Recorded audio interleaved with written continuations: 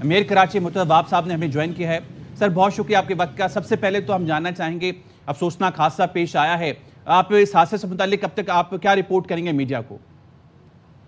जी, बड़ा अफसोसनाक वाक़या हुआ। मैंने खुद वहाँ पर विजिट भी किया और इस वक्त रेस्क्यू की कार्रवाई चल रही है।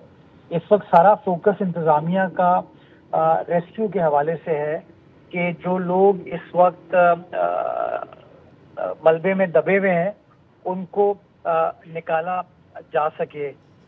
तकरीबन कोई 24 से 25 अफराद गालिबन मलबे के अंदर अभी भी दबे हुए हैं। ये मेरा एक मोहतात अंदाज़ा है जो मुझे वहाँ की इंफॉर्मेशन मिली है, जिनको इस वक्त रेस्क्यू के इदारे मलबे के अंदर से निकालने की कोशिश कर रहे हैं। 60 डेड बॉडीज अभी तक गालिबन मिली हैं जिसको हमने अस्पताल भिजवाया है, और 8 अफराद ऐसे हैं जिनको कामयाबी के साथ मलबे से जिंदा हालत में निकाल लिया गया।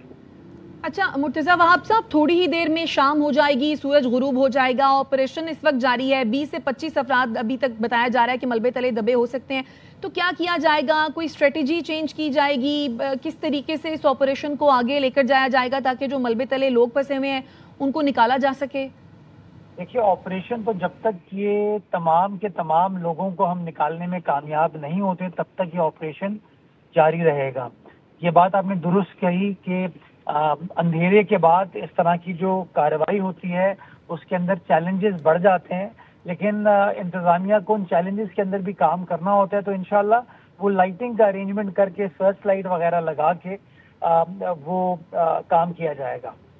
अच्छा, एक और चीज़, जो अहले इलाका हैं और जो लवाहिकीन हैं जिनके प्यारे दबे हुए हैं, उनका कहना है कि रिस्पॉन्ड टाइम बहुत कम था। जो यहाँ पे रेस्क्यू के लिए टीमें पहुंची हैं बहुत ताख़ीर से पहुंची हैं। देखिए, मैं आपको बताऊं, अगर अभी हम इस मामले में चले गए तो हम फिर रेस्क्यू के काम को फोकस नहीं कर पाएंगे।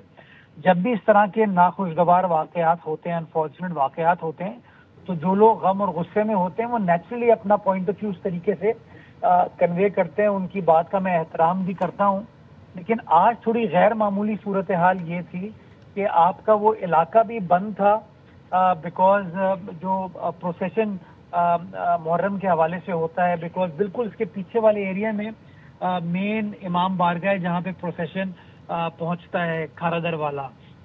आपके मोबाइल सिग्नल्स भी वहाँ पर ब्लॉक किए गए हैं या उसके ऊपर बंदिश है।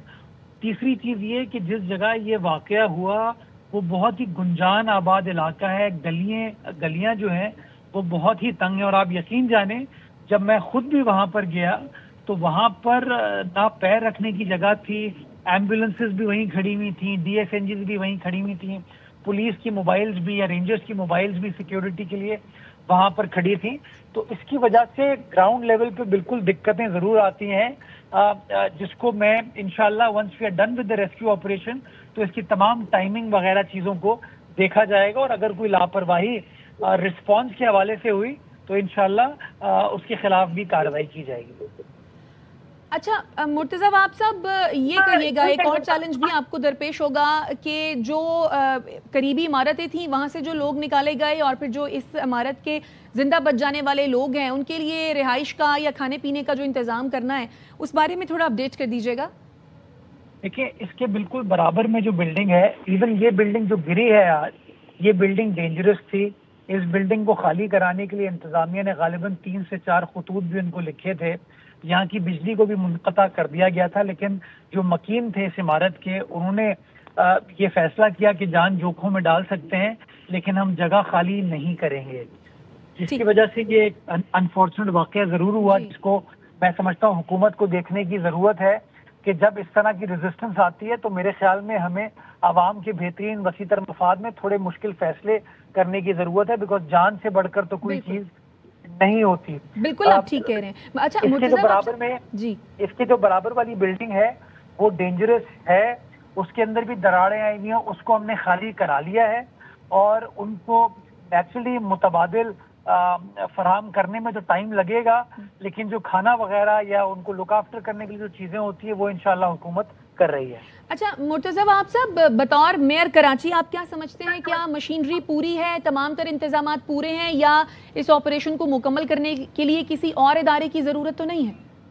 دیکھیے میں جب وہاں گیا، میں صبح سے تقریباً کوئی صبح 11:15 بجے سے اپنے عملے کے ساتھ ذاتی طور پر ان ٹچ تھا.